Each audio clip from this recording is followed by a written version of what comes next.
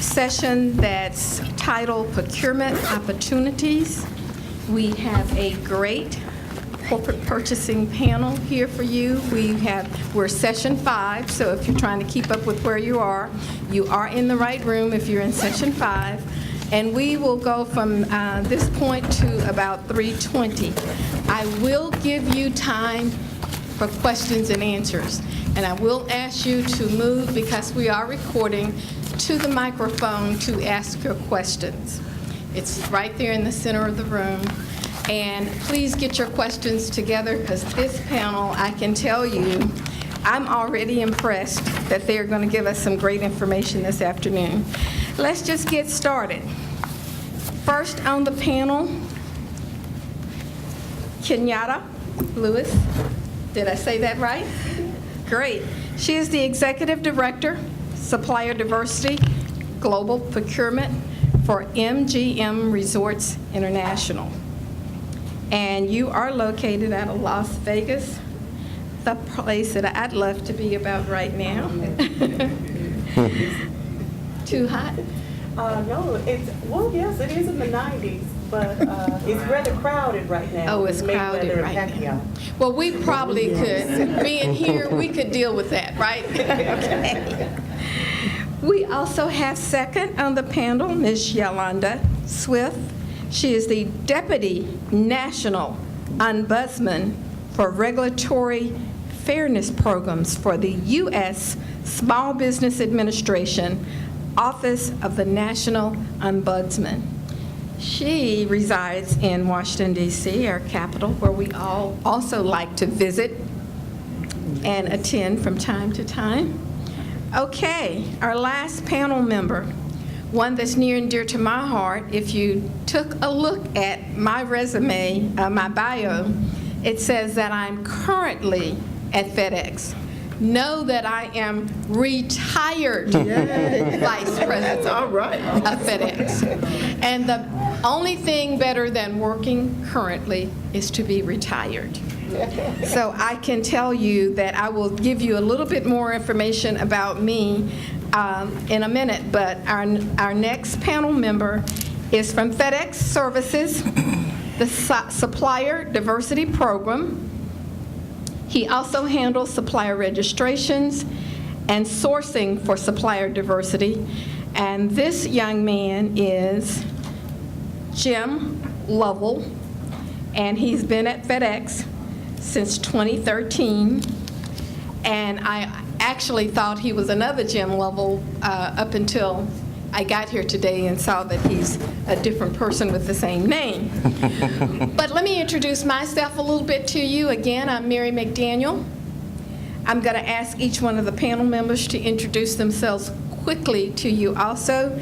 I worked for 31 years at FedEx. When I retired from FedEx, I was the Vice President of Corporate Procurement and Aircraft Materiel. That was all the contract buying for FedEx, a multi-billion-dollar operation, and I had over 500 employees all over the world.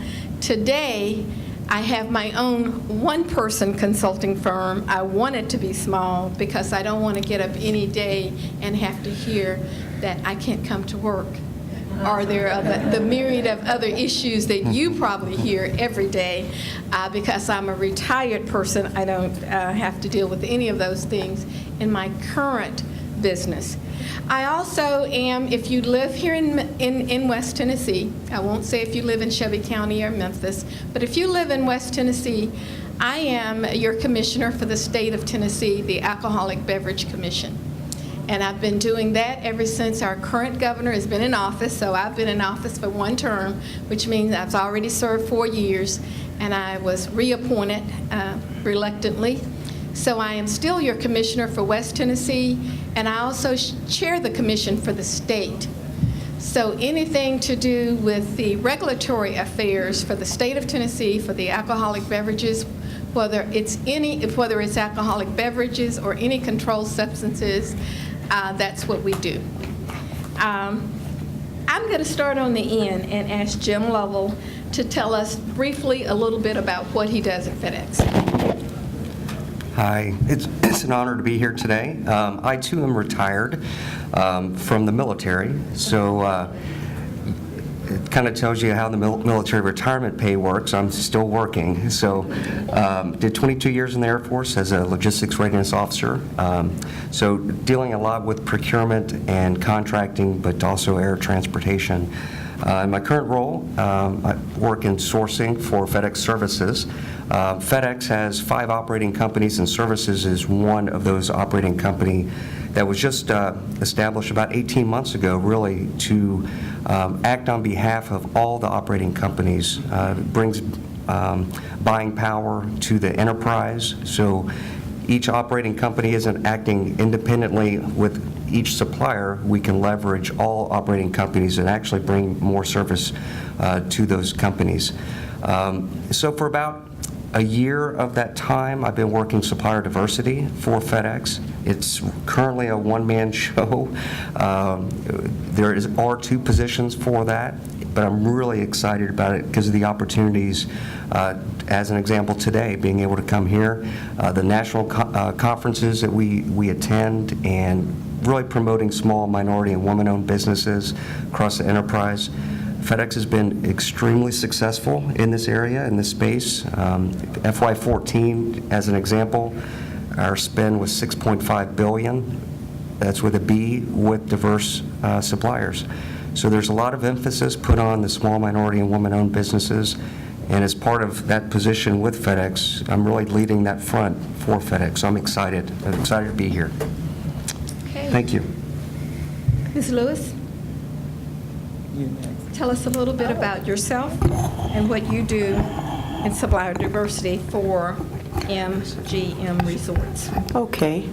So first I want to say, y'all have good grits here.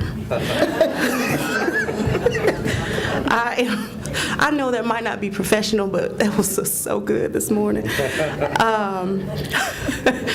I am originally from Las Vegas. I was born and raised there, and I've been working with MGM Resorts for 15 years this year, and I have been overseeing supplier diversity for 13 of those 15 years. So from the ground up, I've been blessed to start it, to run it, and to build it, expand it, and build a staff. MGM Resorts, if many of you might not know, we're a very small company that owns over half of the real estate on the Las Vegas Strip.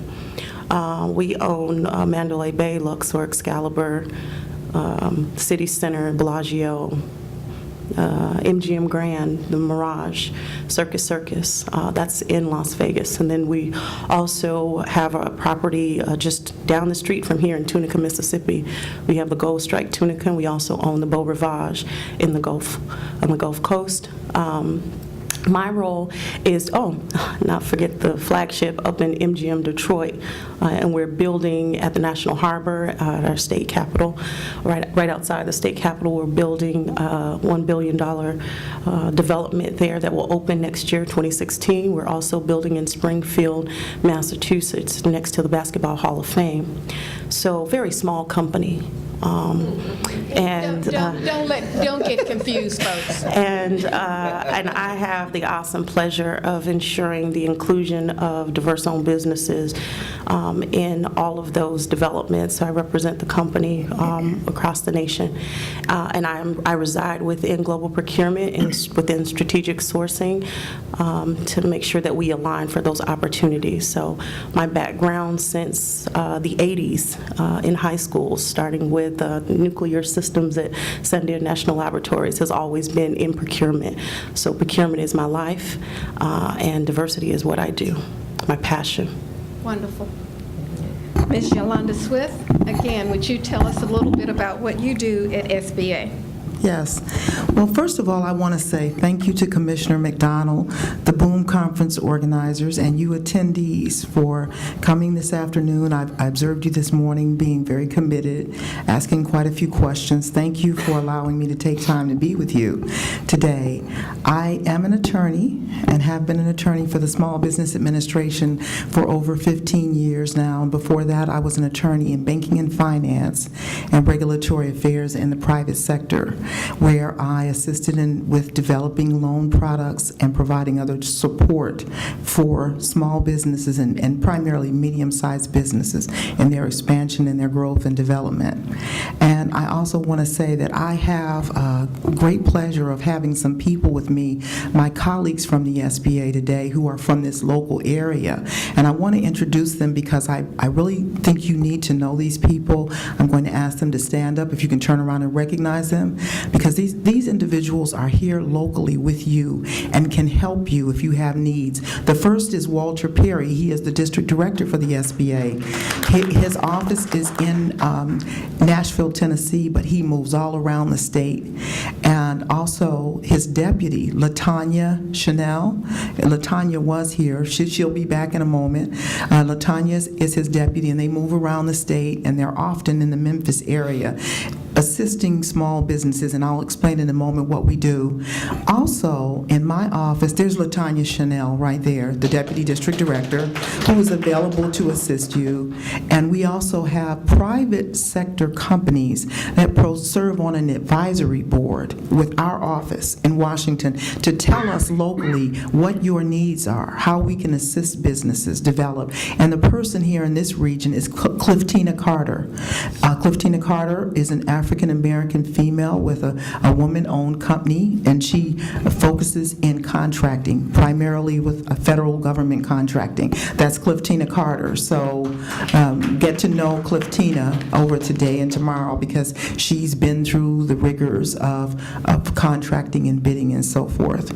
Now, I would like to defer going into an extensive conversation about what our office does until after you hear from the corporate representatives, and then I want to discuss with you how our office, which provides counseling and the Small Business Administration credit and counseling and capital, how we can assist you in being successful in procuring from these two individuals. Thank you. Okay, then we'll jump right in, and I'll ask the gentleman from FedEx first to start out with my first question. What policies and procedures are vendors expected to comply with when selling or buying from your company? All right, that's a good question. A lot of the policies and procedures of any supplier, regardless if you're small, minority, or woman-owned, this applies to large enterprise businesses. And it's not exclusive to FedEx. It's really any corporation has expectations on delivery, on pricing, on business continuity, risk management, operations. And a lot of those are going to be individualized for that commodity. So working with the business owner, in my case in FedEx, is outlining those requirements. So it's very clear from the very beginning of what you're getting into and then what we expect. I will be honest and upfront, and FedEx is a tough customer to work with, or not work with, but work for. And I say that because of the standards that we drive. We're trying to minimize or drive cost savings across the enterprise. So all companies being equal, between a small, minority, or woman-owned business, as an example, we're going to lean favorably to those organizations. But across the board, you've got to hit certain metrics, and those policies are going to be very clear going into that sourcing engagement. So before I move on, why don't I see your head nodding? Why don't I just move right on over to Ms. Lewis and get you to answer that same question. What policies and procedures are vendors expected to comply with if they're buying or selling for your company? So there are several policies and procedures in doing business with gaming and hospitality. First and foremost is having a gaming license, being approved by the gaming commissions that are within the respective areas. So if that is with Mississippi Gaming, or even making sure that each of the suppliers are qualified and approved. And most of the time, our company can't even cut a check to a company that has not been approved and gone through a background check by the Gaming Commission. Then there is the ability to offer competitive products and services. So the difference being no set-asides, no basically, it's the ability to compete, so getting a seat at the table. And then also, we're looking at the financing, 3 years of substantial business with a company of like size. So we have small properties, we have larger properties, but having a track record, a positive track record. We're also looking at if there are, many people don't think about this, but it's really big right now, is green, sustainability. What are the metrics and measures around that, and how are you going to help us? Because we have several silver and gold seals in sustainable business practices throughout our operations. Our city center is the largest privately funded green building in the history of the United States. So that's very important to us, so aligning with those business metrics. And then there's also, after hitting certain thresholds, being able to go through a corporate background check from our organization to ensure that there's no corruption or anything with businesses. So there's a whole list that I have here. But those, I would say, making sure that that businesses are business ready and able to compete. So very good. So let me get you involved a little bit. By show of hands, I know there's some suppliers out there already that probably would like to do business with either FedEx or with one of the MGM resorts. If you're interested in either one of those, give me a show of hands now. Okay. Then I'm going to ask the key question right now. If these guys want to become a vendor and start doing business with you right away, how do they become registered to be a supplier with your company? And what's the best opportunity that they would have once they become registered of actually gaining a contract? So you can go with the registration first. Do they have to be registered already with you? Or if they're not registered already with you, how do they become registered with you? And I'll let you go first. So our website is mgmresortsdiversity.com. You can register there. It is not a black hole. I have one person that's all she does is she sits and goes through the database. But one insider tip that most businesses don't think about, when they register and they walk away. But when you register, you need to send a follow-up email and request some additional information, request a conference call, request an opportunity to share with us, and also attach your capability statement to that email that you send. So don't just submit, because we get well over 100 a day. But what makes you stand out, the diamond in the rough, is that you're going to send an email that requests a little additional information or an opportunity to speak with us. And the other part of your question was, how do they? How can they win a contract? If you have some, can you give us any information? Yeah, there's no $1 million contract overnight. You got to romance us. We don't know you. Tell us about that. So, tell us. What I would say that in everything, from when you do business, and Yolanda will talk about that. When you do business on the government side, you just submit a number. You submit a price, and if you get it lowest bid, then you get it. With the private sector, no, it doesn't work that way. It is specifically relationship.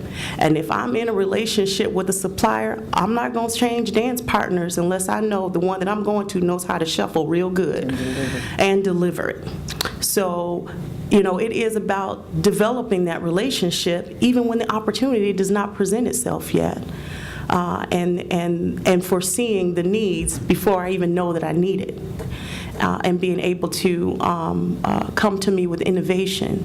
So I would say it is building a relationship, it's presenting the business and understanding where is this company going and what are the needs? And if there isn't a need now, what do I need to do to be prepared for when the need does come? Tell me what the incumbent is doing right now that you really like, and what is it that they're doing that you don't like, so I have time in this 3-year contract that they have to get myself ready. So when I come to sit at the table, I'm going to take everything they have, and not even the dog is going to get the crumbs.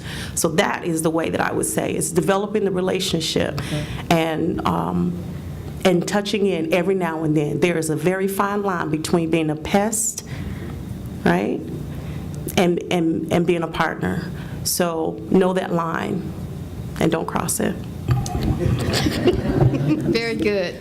Well, one of the things I was excited about today is that we would offer some information that you could walk away from here knowing exactly what to do and how to do it.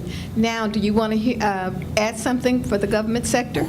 Yes, I would like to add a few things about how my office, the Office of the National Ombudsman, and the rest of the larger SBA can help you with just the concerns that both FedEx and MGM have, and they're very similar concerns to other corporations. One thing Kenyatta mentioned was background checks and having a gaming license. And there are licenses to work with FedEx as well. Well, how the SBA can help assist you with that is many individuals are not familiar with the process of becoming incorporated or applying for these various licenses or being vetted through a background check process. The SBA has small business development centers, SCORE offices, and again, LaTanya and the local office here assists in the area of counseling and assisting small businesses with being prepared to carefully review, respond to the necessary questions, file all of the information that is asked for so that you can have a full and proper background check.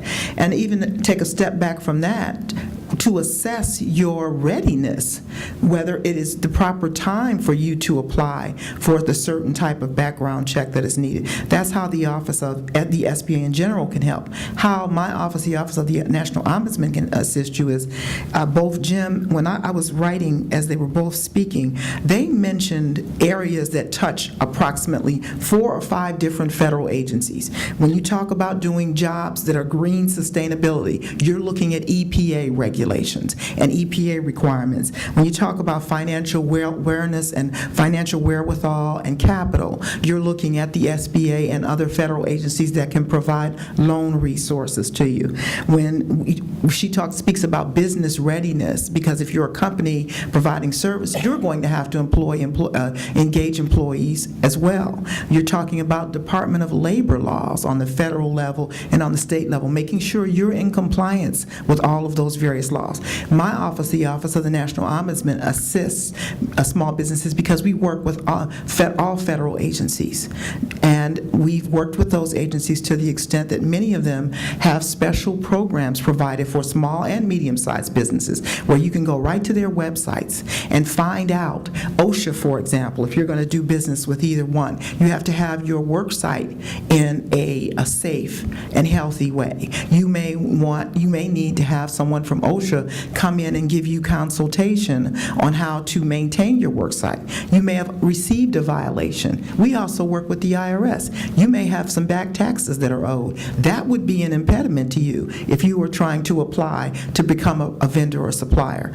You could work with our office because we have worked with the IRS to set up programs that would allow you to be able to work out payment plans, in some cases get reductions, installment payments, and ways to get yourself back into compliance so that you are prepared to do business with the federal government as well as a private entity like FedEx or MGM. So that is the interplay for how the federal government and my office can provide resources to help you be prepared to provide this, to bid and provide the services. Wonderful. Jim, would you quickly tell us if we want to be a supplier for FedEx, do we need to register? And what's the best tip you can give us on how to win a contract? Yeah, absolutely. So I have business cards here with the website, and whoever wants one, I'd be glad to give it to you. It's suppliers.fedex.com. And then there's a email org box that you can send any inquiries, capability statements, things like that. I'm the one that monitors it, so it will come to me, Jim Lovell. So until we get that second person hired, then maybe that person might be monitoring the org box. So to step through this registration process, we talked about networking and relationships. If you already have a contact with FedEx and you're already working with a business partner, the registration process is not a requirement to do business with FedEx. For those that want to put their name out there, recognize me, look at what I can do. And there are no relationships. That's really the first step, is to go through the registration process. It's a two-step process. When you fill out the initial registration, you hit submit, you're going to get an email in return with a username and password. That's where you can go back into the system and upload any capability statements, any certifications from NMSDC or WeBank South or National WeBank, or wherever you've been certified. If it's through the Small Business Administration, you're able to upload those. Then it's also up to you to keep that current. If your certification is coming close to expiration, or it has, make sure you upload that, keep it current. All the sourcing folks in FedEx, there's about 130 of them, go to that site first to determine, number one, who's interested in doing business with FedEx. It doesn't matter if, from their perspective of small minority woman-owned, or in general, who is interested in doing business. So we'll go there first, and if we don't have anybody interested in that commodity, then we'll have to go out and do our own market research. But we always start there, so if you're interested, certainly get registered. That's the first step.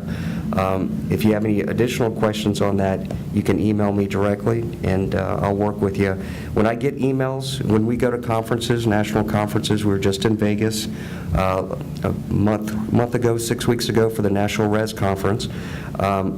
We meet hundreds of people that want to do business with the large corporation. It's not just FedEx, but it's Toyota, IBM, DuPont, all these businesses. And they'll always tell you the same thing. Get registered, get that connection. When you email me at this email address, my role at that point is to connect you with a sourcing specialist in that commodity. I'm not an expert. There's 220 different commodities that we service, anywhere from print to IT support, security, construction. I'm not an expert in all of those, but I will put you in contact with the expert. I will also tell you, and I know I'm running a little long, but there are contracts that sometimes go up to 5 years with FedEx. So if we have a current vendor and you're in that space, and there may not be an opportunity for 3 to 5 years just because of that current relationship. So I know people have been very concerned in the past, say, you know, I registered, I never hear anything.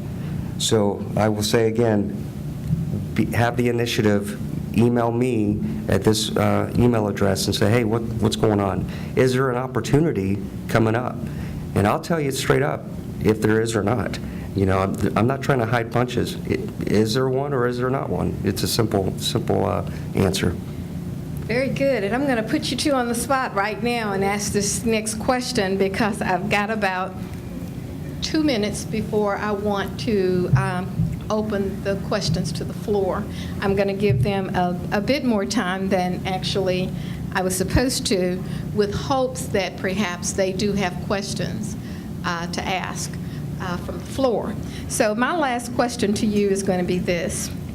And I know you two are the insiders, so do you have any tips for these folks out here as to what you're sourcing for now?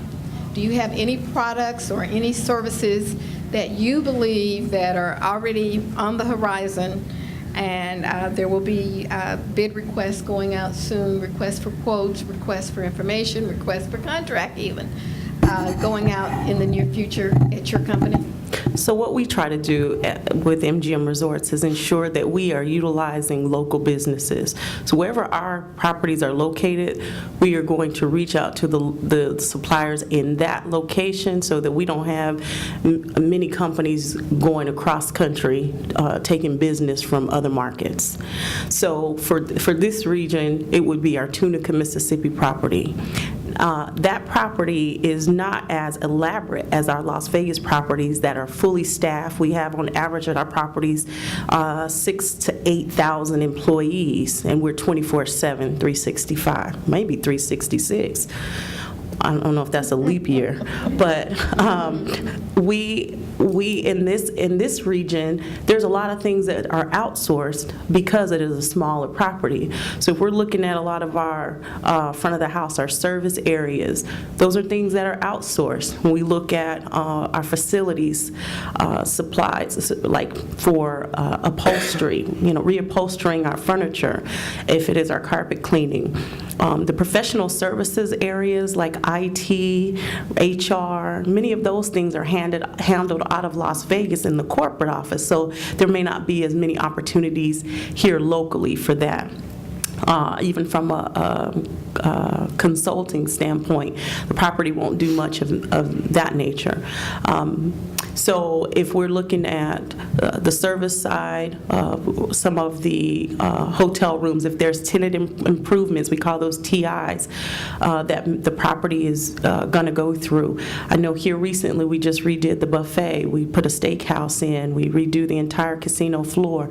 So anything that you can think of that goes in the building once it's built, we have to change it out. We typically do that every 5 years.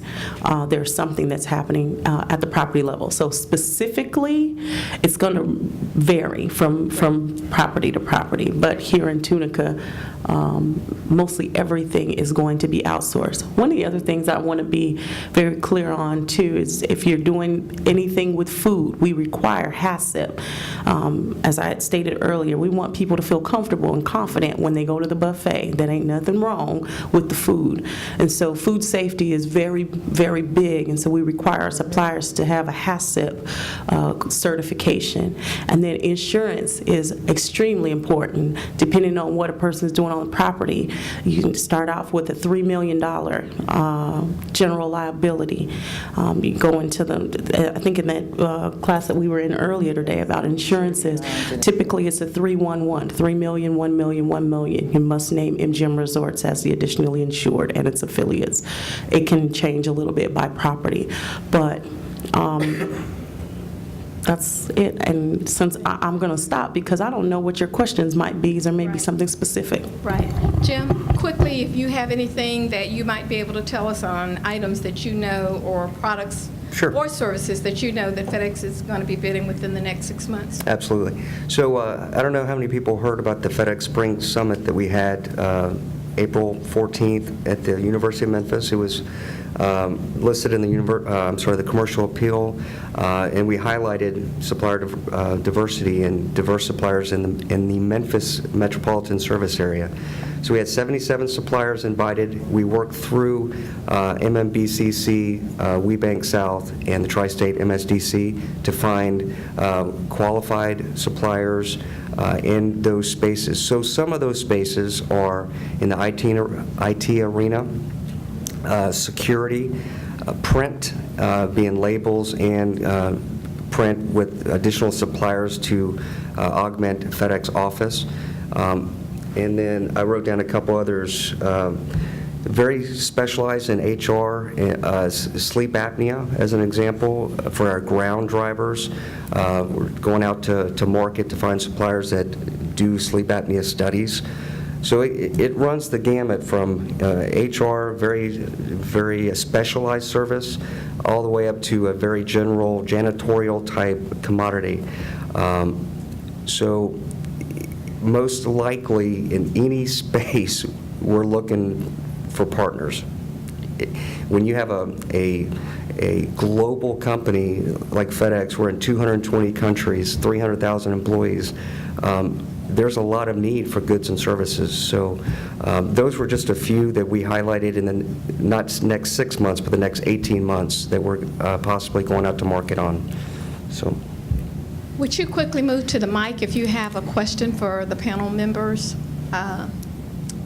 I'll take more than one person. You can just line up at the microphone and ask your question. That will save a little bit of time. And if you're directing your question to either one of the panel members, You can just make it open-ended. If not, you want to hear from a specific person, please let us know who. Okay. My question deals with FedEx. Mr. Lovett? Lovell? Lovell. As a former FedEx employee, how difficult is it for a former FedEx employee that has started their own business to get a contract with FedEx? I wouldn't say there's no conditional if you once worked for FedEx. I know that there's concerns anytime with current employees for conflict of interest.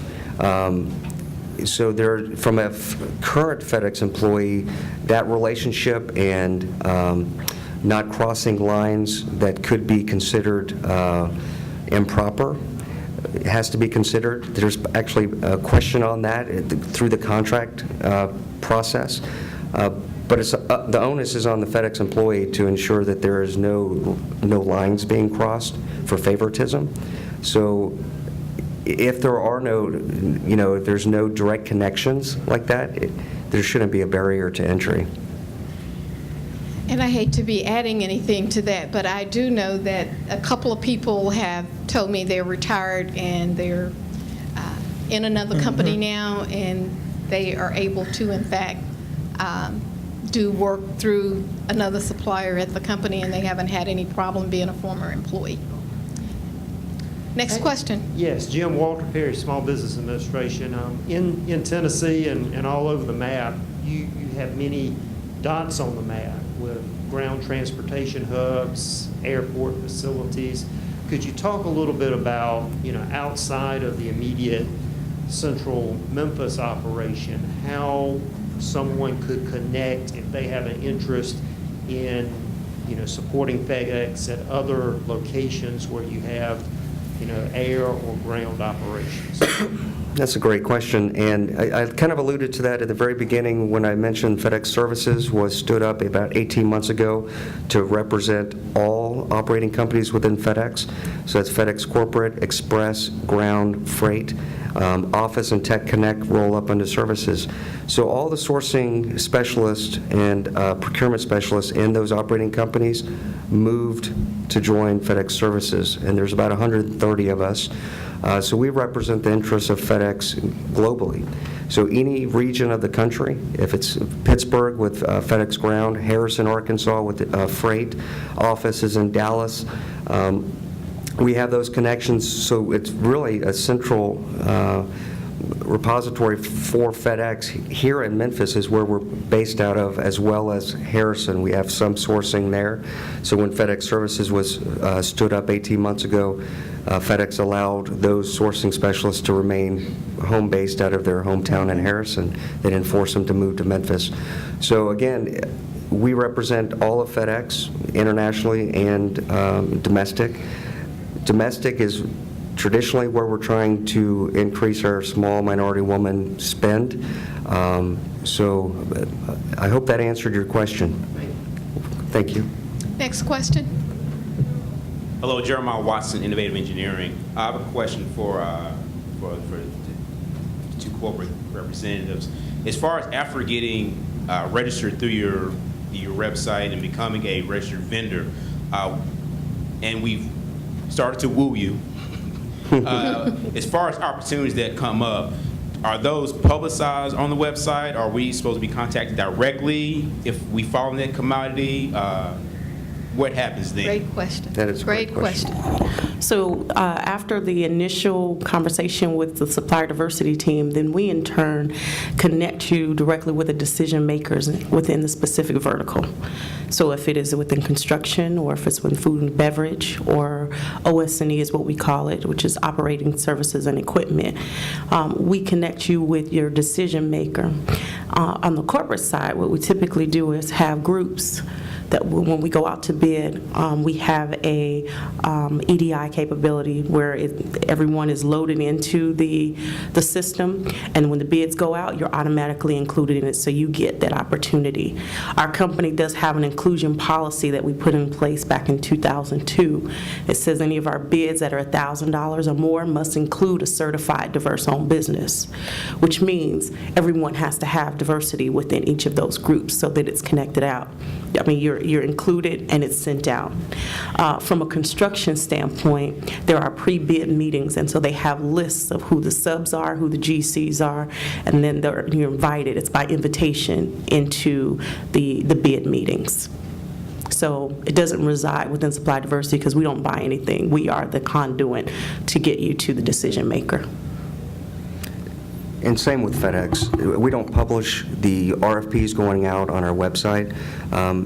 Getting registered and then following up with the email and getting you connected with that business owner so you really truly understand what's coming up soon. Is there a chance?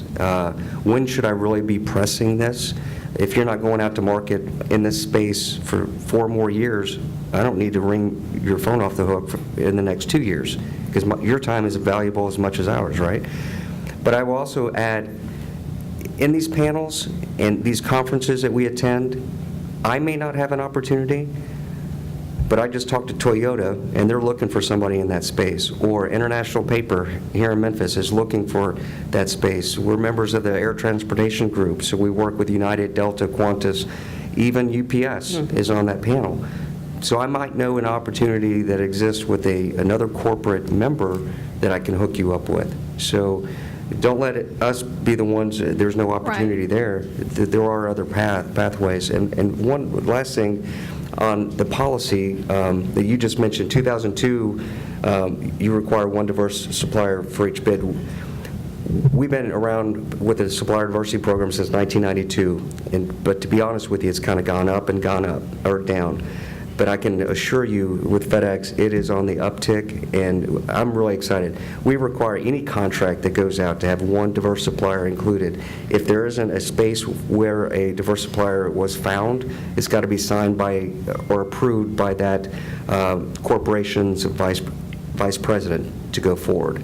So it's at the executive level, the focus is on diverse suppliers, and it's just exciting. It's exciting to me. Can I add one thing? Certainly. Just as have a about tip. 2 minutes. Just as a tip.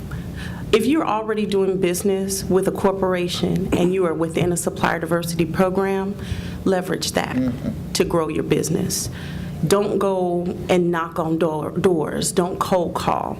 Because it is through those relationships, we are a small network, supplier diversity professionals, and we refer our best to others.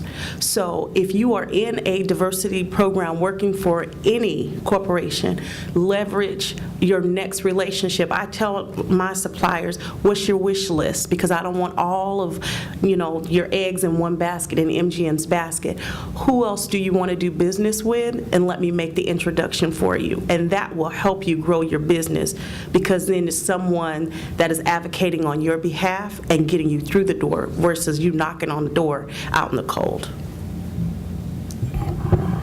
Great. Anything else from the government? You want the last word? Yeah, I just wanted, for a point of clarification for the attendees, I wanted to ask these two corporations. You use the word a diverse supplier. What does that include? What kind of companies are you defining as diverse companies? Well, I'm glad you asked. Are you talking about women, minorities, all of the above? So if someone could please help. So we recognize ethnic minorities, women, the disadvantaged, the disabled. LGBT is a new section, veterans and service disabled veterans. And same with FedEx. All those are small minority woman-owned are our 3 categories, but it includes all that she just mentioned. Asian Pacific, Native American, there's African American, Hispanic. Yeah, there's about 7 that fall under the minority classification, and then small business through the Small Business Administration, and then woman-owned. And we just recently took on the LGBT through the National Gay Lesbian Chamber of Commerce, so FedEx is recognizing LGBT community. And all of those are listed on our supplier profile form, and we ask that if you are certified in any of those spaces and you have a certification through either a national or regional affiliate, to upload that certification, because we need certified businesses in those spaces. Okay, we likely have another group coming in this room, is that correct? And we are out of time, but I will ask the lady at the mic to come up front and just ask the panel directly your last question to them up here. And I need to tell you that we have to close our session right now because we're at 3:20. This was great. This was wonderful. I hope you actually absorbed a lot of information today, and if you did not, if these people are going to be around tomorrow or later today, please reach out to them and find them. Let me ask you to give the panel a round of applause. And I thank you so much for coming this afternoon, because someone told me earlier they only had 8 people in their session, so this was a great group,